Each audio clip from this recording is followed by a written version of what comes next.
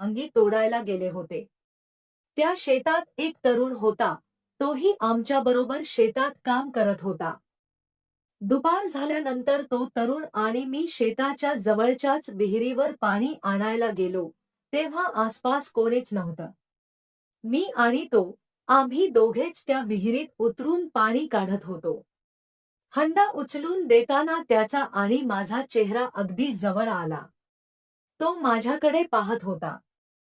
हळूहळू तो त्याचा चेहरा माझ्या चेहऱ्याजवळ आणू लागला आणि पुढे काय घडलं तेच आज मी तुम्हाला सांगणार आहे।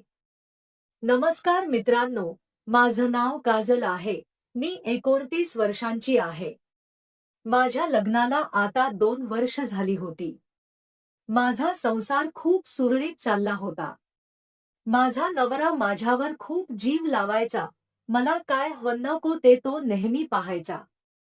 आमची घरची परिस्थिती खूप गरीब होती, पण आम्ही दोघं मिळून संसार आनंदात सांभाळत होतो। पण नियतीला आमचं सुख भावलं नाही। लग्नाच्या अवघ्या 2 वर्षातच माझ्या पतीचं अचानक निधन झालं आणि मी एकटी पडले। त्याच्या गेल्यानंतर जणू जगच थांबलं होतं। आज जवळजवळ 1 वर्ष होत आलं आहे, पण मी अजून त्या दुःखातून बाहेर पडलेले नाही। माझं मागे पुढे पाहणार कोणीच नाही, ना आईवडील, ना सासू-सासरे।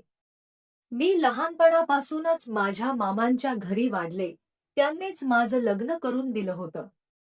आता मात्र मी माझ्या सासरीच राहते, एका छोट्याशा झोपडीत। काळ हळूहळू सरत होता, पण पैशाची चणचण दिवसेंदिवस वाढत होती। संसार चालवण्यासाठी काहीतरी करावं लागणार हे मला उमगलं होतं। माझी एक चांगली मैत्रीण होती, ती दुसऱ्या एका शेतात मजुरीचं काम करायची। एक दिवस मी तिला म्हणाले, "अगं, कुठे काम असेल तर मला सांग, पैशाची खूप गरज आहे। आता थोडंफार काम करावं लागेल, नाहीतर घर चालवणं कठीण होईल." ती म्हणाली, "तू शेतीचं काम करशील का? माझ्याबरोबर येशील का? एका मोठ्या मालकाच्या शेतात वांगी तोडायचं काम आहे." मी थोडा विचार केला आणि म्हणाले, "हो, चालेल. मला अनुभव नाही, पण शिकेन." ती हसून म्हणाली, "ब्र, मग उद्या सकाळी 10:30 वाजता तयार रहा आणि जेवणाचा डब्बा बरोबर घे." दुसऱ्या दिवशी मी लवकर उठून आवरलं, साधे कपडे घातले, डबा घेतला आणि तिच्याबरोबर शेतात गेले। ते शेत मोठं आणि हिरवं होतं। वाऱ्याच्या झुळुकीत वांग्याची झाडं हलकी डुलत होती। तिथे एक तरुण काम करत होता, साधारण 31 ते 32 वर्षांचा असावा, अंगावर साधे कपडे। पण तो खूपच देखणा, गोरा आणि बांधेसूद होता। बहुतेक तो त्या शेतात कायमचा काम करणारा मजूर असावा। आम्ही सर्व बायका शेतात पोहोचलो, तेव्हा त्यानं आम्हाला काही रिकामी क्रेट्स दिली आणि म्हणाला, "या बाजूला इथल्या वांग्याची तोडणी सुरू करा." तो माझ्याकडे पाहून हलकेच हसला आणि म्हणाला, "तुम्ही कामावर नवीन आहात का?" मी थोडी लाजत म्हणाले, "हो, पहिलाच दिवस आहे." तो म्हणाला, "ब्र, मग काळजी घ्या, काटे असतात या झाडांना." आणि त्यानं माझ्या हातात 2 क्रेट्स दिली। मी मान हलवली आणि कामाला लागले।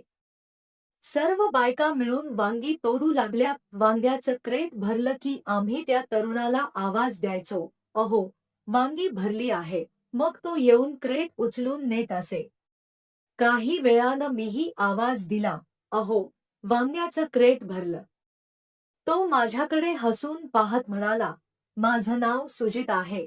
मला सुजित म्हणालं तरी चालेल। मी थोडं हसले आणि म्हणाले, "ठीक आहे, सुजित." त्यानंतर मी कामात गुंतले, पण माझं लक्ष मात्र कधी-कधी नकळत त्याच्याकडे जायचं। दुपार झाली आणि आम्ही सर्वांनी थोडी विश्रांती घेतली। शेताच्या कडेला एक मोठं वडाचं झाड होतं, त्याखाली सगळ्या बायका बसल्या होत्या। मी सर्वात लहान असल्यामुळे त्यांनी मला सांगितलं, "काजल, तू त्या सुजितकडे जा आणि हा रिकामा हंडा पाण्यानं भरून घेऊन ये."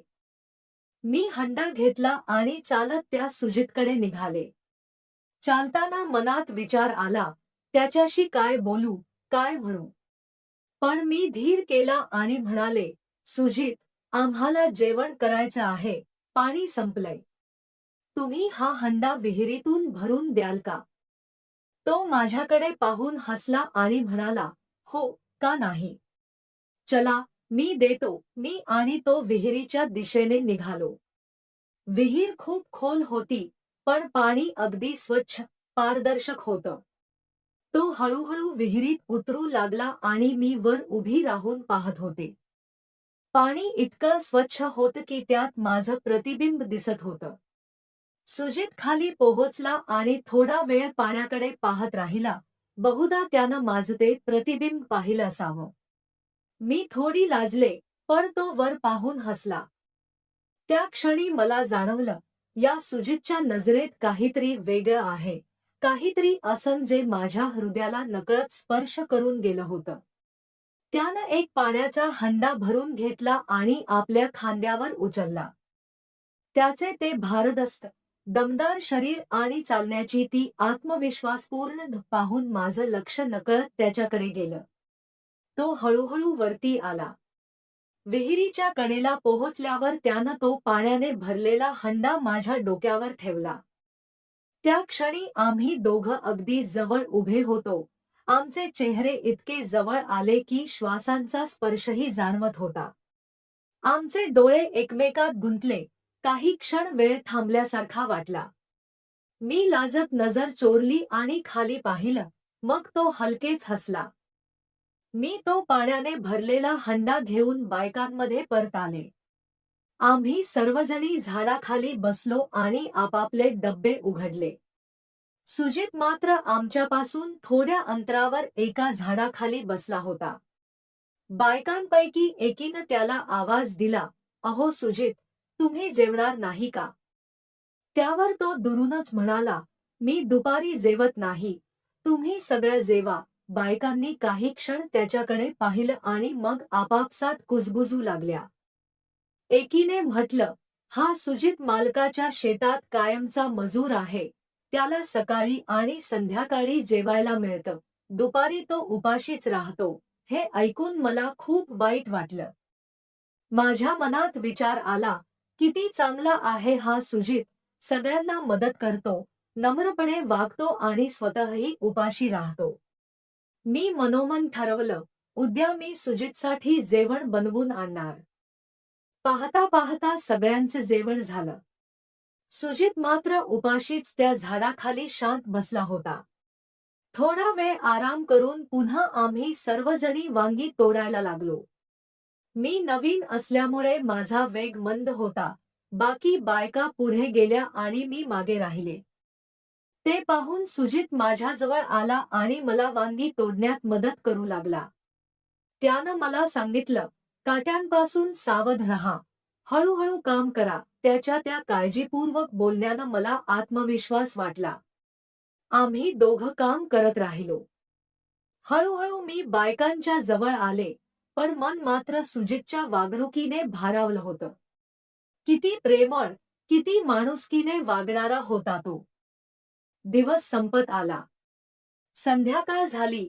सुमारे 5 वाजता कामाची सुट्टी झाली आणि आम्ही सर्व बायका आवरून घराकडे निघालो.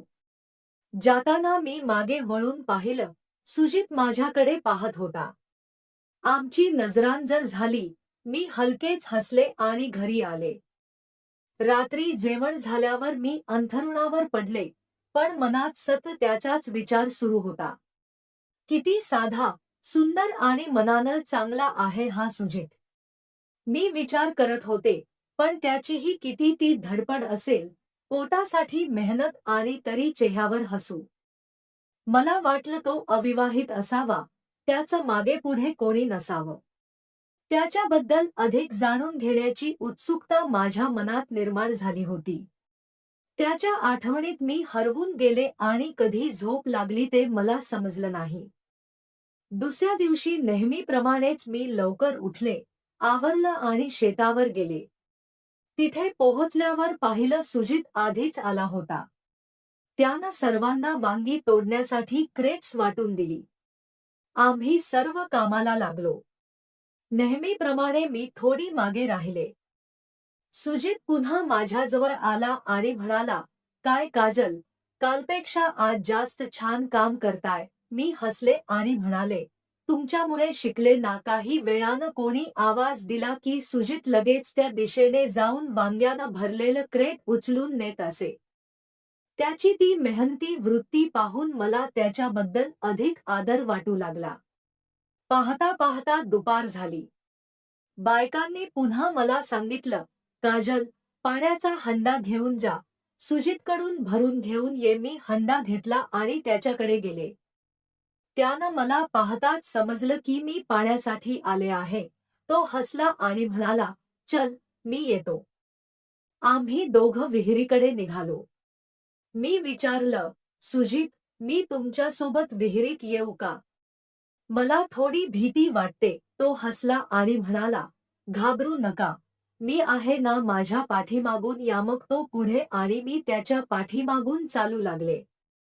विहीर खोल आणि सुंदर होती. पाण्यात आकाशाचं प्रतिबिंब चमकत होतं. उतरताना मला थोडी भीती वाटत होती. अचानक माझा पाय घसरला आणि मी खाली पडणारच एवढ्यात सुजितचं लक्ष गेलं. त्यानं पटकन माझा नाजूक हात पकडला आणि मला सावरलं. त्या क्षणी आमचे डोळे भेटले. दोघांनाही जाणवलं, त्याचा हात अजूनही माझ्या हातात होता. काही क्षण आम्ही तसेच उभे राहिलो. मग त्यानं हलकेच माझा हात सोडला. मी थोडी लाजले. तो हसला, म्हणाला, घाबरू नका. आता नीट पाय ठेव. आम्ही दोघं सावकाश खाली उतरलो आणि विहिरीच्या तळाशी पोहोचलो. तळाशी निळाशार पाणी अगदी काचेसारखं चमकत होतं. त्या पाण्यात एक वेगळी शांतता होती. मला त्या पाण्यात पोहावसं वाटत होतं. हात बुडवून ते थंडगार पाणी अंगावर शिंपडावसं वाटत होतं. सुजितनं पाण्यात हंडा भरून घेतला आणि मी पाण्याच्या अगदी जवळ बसले होते. मी हळूहळू हात पाण्यात बुडवला. ते पाणी इतकं थंड होतं की अंगावर शहारे आले. मी ते पाणी चेहऱ्यावर मारून तोंड धुवायला लागले. त्या क्षणी माझ्या चेहऱ्यावरचं हास्य आणि पाण्याचे थेंब सूर्यप्रकाशात चमकत होते. सुजित माझ्याकडे पाहत होता. त्याच्या नजरेत एक वेगळंच कौतुक होतं. मीही त्याच्याकडे पाहिलं, पण त्याच्या नजरेत हरवण्यापूर्वीच मी थोडी लाजले, मान खाली घातली. मग मी शांतपणे उठले आणि विहिरीच्या पाया चढायला लागले. पाया चढताना एकदा मागे वळून पाहिलं तर सुजित अजूनही माझ्याकडे पाहत होता, चेहऱ्यावर हलकसं हसू. मीही हलकेच हसले आणि वरती आले. त्या दिवशी मी माझ्या डब्यातून एक डबा खास सुजितसाठी आणला होता. तो नेहमीप्रमाणेच झाडाखाली बसला होता. मी पटकन धावत गेले. तो डबा त्याच्यासमोर ठेवला आणि म्हणाले, हा डबा तुमच्यासाठी. आणि काही बोलता परत बायकांमध्ये येऊन बसले. कोणालाही काही समजू दिलं नाही. मी लांबून पाहत होते. सुजित झाडाखाली बसून जेवत होता आणि अधूनमधून माझ्याकडे पाहून हसत होता. त्याच्या चेहऱ्यावर समाधान होतं. त्या क्षणी त्याच्या डोळ्यात मला एक वेगळा आनंद दिसला. थोड्या वेळानं तो माझ्याकडे आला, डबा परत दिला आणि म्हणाला, ठेव. मीही हसले. काही बोलता पुन्हा कामावर लागले. दिवस जसा पुढे जात होता तसा माझं मन सुजितकडे जास्त ओढलं जात होतं. त्याची माणुसकी, त्याचं प्रेमळ वागणं हे सगळं माझ्या मनाला भिडत होतं. साधारण 5-6 दिवस झाले होते आम्हाला शेतात वांगी तोडताना. आता माझं आणि सुजितचं एक वेगळं नातं तयार झालं होतं. ओळख, जवळीक आणि अव्यक्त प्रेम. त्या दिवशी दुपारी आम्ही दोघं पुन्हा विहिरीकडे पाणी आणायला गेलो. आसपास कोणीच नव्हतं. विहिरीच्या तळाशी आम्ही दोघेच होतो. मी एका दगडावर बसले, पाण्यात पाय सोडून हलकेच हलवत होते. माझ्या पायातील पैंजण हलकीशी वाजत होती आणि त्या पाण्यात माझ्या पायांचं प्रतिबिंब किती सुंदर दिसत होतं. सुजित शांतपणे पाहत होता. मी हसून विचारलं, तुम्ही कुठे राहता? तुमच्या घरी कोण कोण असतं? सुजित काही क्षण शांत राहिला, मग म्हणाला, मी एकटाच राहतो. मालकांच्या घरीच राहतो, ते 2 वेळचे जेवण आणि थोडे पैसे देतात.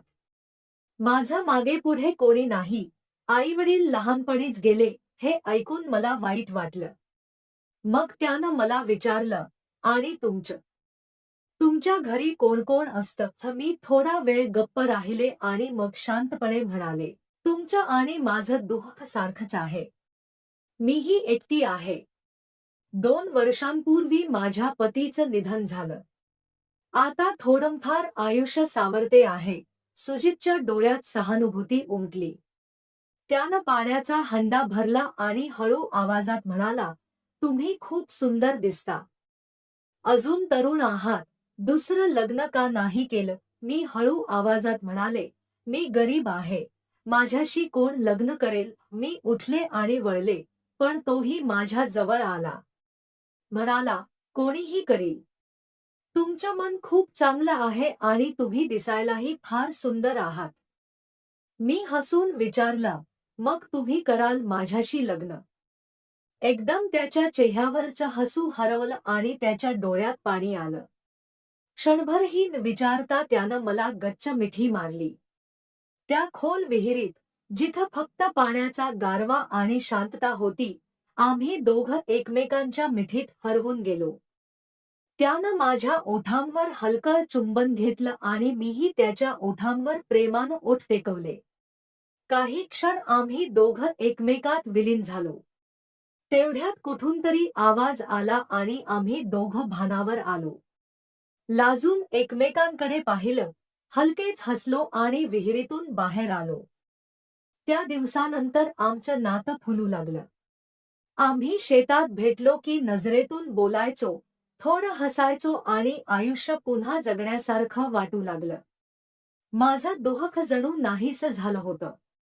आता मी खूप आनंदी होते, कारण माझं आयुष्य सुजितनं प्रेमानं रंगवलं होतं. काही दिवसांनी आम्ही दोघांनी जवळच्या एका मंदिरात साधं लग्न केलं. ना वाजतगाजत, ना मंडप, फक्त 2 मनांचा सुंदर संगम. आज आम्ही दोघेही आपल्या छोट्याशा संसारात खूप आनंदाने राहतो.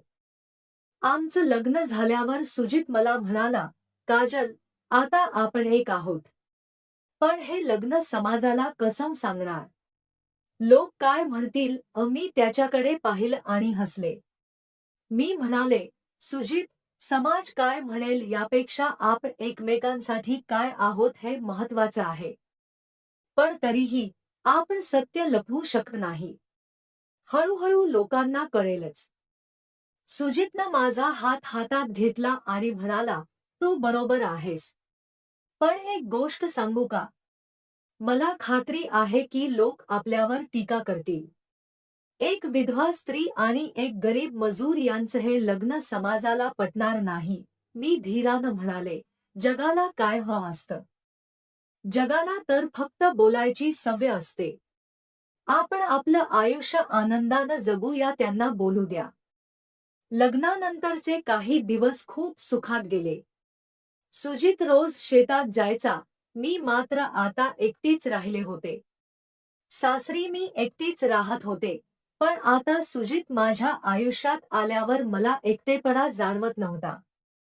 पण आम्ही ठरवलं होतं की सुजित आपल्या मालकाच्या शेतात राहत होता, तिथेच राहील आणि मी माझ्या सासरी. पण रोज भेटणं सुरूच होतं. एके दिवशी सकाळी नेहमीप्रमाणे मी शेतात गेले. तिथे गेल्यावर पाहिलं तर सगळ्या बायका माझ्याकडे विचित्र नजरेनं पाहत होत्या. माझी मैत्रीण मीना माझ्याजवळ आली आणि हळू आवाजात म्हणाली, काजल, तुला माहितीय का? सगळ्या गावात तुझ्या आणि सुजितच्या लग्नाची चर्चा सुरू झाली आहे. लोक काय बोलतायत माहितीय? मी थंडपणे विचारलं, काय बोलतायत? मीना म्हणाली, लोक म्हणतायत की सुजितनं फसवून तुझ्याशी लग्न केलं. काही जण म्हणतायत की तूच त्याच्या मागे लागलीस. खूप वाईट बोलतायत. माझ्या डोळ्यात पाणी आलं. पण मी स्वतःला सावरलं. मी म्हणाले, मीना, आपण आपल्या आयुष्यात कोणाला काय सांगू शकतो? आपण फक्त आपलं मन ठाम ठेवू शकतो. मला माहितीय सुजित किती चांगला आहे. आपण आनंदी आहोत एवढं पुरेसं आहे. मीना म्हणाली, पण काजल, गावात राहणं कठीण होईल तुझ्यासाठी. दुपारी सुजित भेटला तेव्हा मी त्याला हे सगळं सांगितलं. सुजित काही काळ शांत राहिला. मग म्हणाला, काजल, मला माहित होतं असं होईल. पण मी एक विचार करतोय. आपण हे गाव सोडून दुसरीकडे जाऊया. मी दुसरीकडे काम शोधू शकतो. आपण नव्यानं सुरुवात करू. मी त्याच्याकडे पाहिलं. त्याच्या डोळ्यात खंबीरपणा होता, पण ही जागा सोडण्याचा विचार करताच माझं मन हेलावलं. मी म्हणाले, सुजित, इथं माझं बालपण गेलं, माझ्या आईवडिलांची आठवण आहे. पण तुझ्यासोबत कुठेही जायला मी तयार आहे. आम्ही ठरवलं की 1 महिना इथं राहून प्रयत्न करू, नंतर बघू. पण परिस्थिती दिवसेंदिवस कठीण होत गेली. शेतात बायका माझ्याशी बोलेनाशा झाल्या. एखादी 2 बायका मात्र आधार देत होत्या, पण त्यांनाही समाजाची भीती होती. सुजितच्या मालकानं एक दिवस त्याला बोलावून घेतलं. तो म्हणाला, सुजित, तू माझ्यासाठी खूप वर्ष काम केलं आहेस. पण गावात तुझ्याबद्दल चर्चा सुरू झालीये. मला काही अडचण नाही, पण इतर लोक त्रास देतात. त्यामुळे तू जर इथून गेलास तर बरं होईल. हे ऐकून सुजित खचला. त्यानं मला संध्याकाळी सांगितलं. तेव्हा आम्ही निर्णय घेतला की आता इथं राहणं शक्य नाही. पण कुठे जायचं? दोघांकडे पैसे नव्हते. सुजितकडे थोडी बचत होती, पण ती फारच कमी. मी माझ्या सासरची काही भांडीपडे विकायचं ठरवलं. आम्ही जवळच्या एका छोट्या शहरात जायचं ठरवलं. तिथे सुजितला काम मिळेल, मीही काही काम करेन. आम्ही निघण्याची तयारी केली. जाण्यापूर्वी एक दिवस मी त्या विहिरीवर गेले. तिथं बराच वेळ बसून राहिले. ती विहीर माझ्यासाठी खूप खास होती. इथंच माझं आणि सुजितचं पहिलं भेटणं झालं. इथंच त्यानं मला पडण्यापासून वाचवलं. इथंच आमचं प्रेम फुललं. मी मनातल्या मनात त्या विहिरीचं आभार मानलं. म्हणाले, तू मला एक नवं आयुष्य दिलंस. सुजित माझ्याजवळ आला. तो म्हणाला, काजल, उद्या आपण निघणार. तयारी झाली का? मी म्हणाले, हो, पण एक विचार करते आहे. आपण आपल्या लग्नाची नोंदणी करूया का? कदाचित पुढे कधी गरज लागेल. सुजित म्हणाला, हो, बरोबर आहे. उद्या सकाळी आपण नोंदणी कार्यालयात जाऊन मग बस पकडू. दुसऱ्या दिवशी सकाळी आम्ही लग्नाची नोंदणी केली.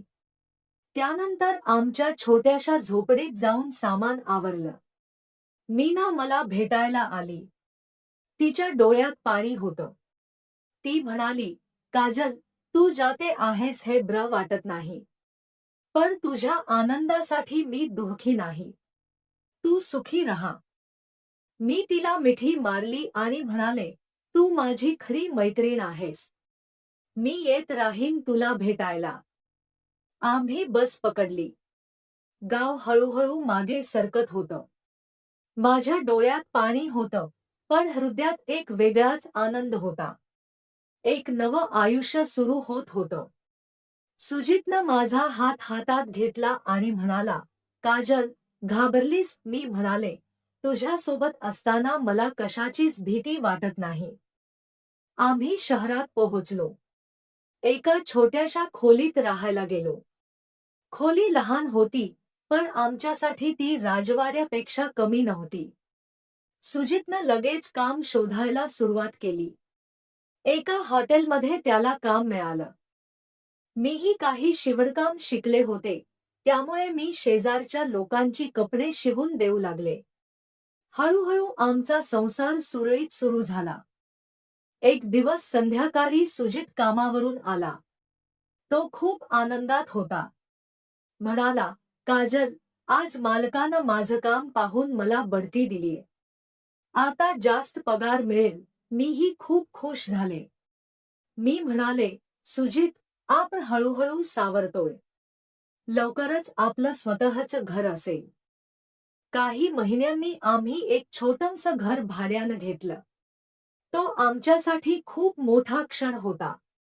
पहिल्यांदा आम्ही दोघं आपल्या घरात पाऊल ठेवलं. सुजितनं मला उचलून घरात नेलं. तो म्हणाला, काजल, हे आपलं स्वप्नांचं घर आहे. मी हसले आणि म्हणाले, स्वप्न आता पूर्ण होतायत. पण अजून एक स्वप्न होतं मनात. मला सुजितच्या घराण्याबद्दल माहिती नव्हतं. तो क्वचितच त्याच्या भूतकाळाबद्दल बोलायचा. एके दिवशी मी हळूवारपणे विचारलं, सुजित, तू तुझ्या आईवडिलांबद्दल कधीच बोलत नाहीस. काय झालं होतं? सुजित थोडा वेळ शांत राहिला. मग त्यानं सांगायला सुरुवात केली. मी लहान असताना आई वारली. वडिलांनी दुसरं लग्न केलं. सावत्र आई मला सहन करू शकत नव्हती. वडीलही तिला घाबरायचे. एक दिवस त्यांनी मला घराबाहेर काढलं. तेव्हा मी फक्त 10 वर्षांचा होतो. मग रस्त्यावर राहिलो, कुणाच्या तरी शेतात काम केलं, हॉटेलमध्ये भांडी घासली. अखेर त्या शेतात मजुरी करायला गेलो आणि तिथं तुला भेटलो. त्याचं दुह ऐकून माझं हृदय भरून आलं. मी त्याला मिठी मारली आणि म्हणाले, सुजित, तुझं भूतकाळातलं दुःख विसर. आता तुझ्यासोबत मी आहे. आपण एकत्र आहोत. हेच आपलं कुटुंब आहे. तो माझ्या खांद्यावर डोकं ठेवून रडला. पहिल्यांदा त्यानं आपलं दुःख व्यक्त केलं. आता आमचं आयुष्य स्थिरावू लागलं होतं. पण एक दिवस अचानक एक पत्र आलं. ते माझ्या मामांकडून होतं. त्यांनी लिहिलं होतं की त्यांना माझ्या लग्नाची माहिती मिळाली आहे.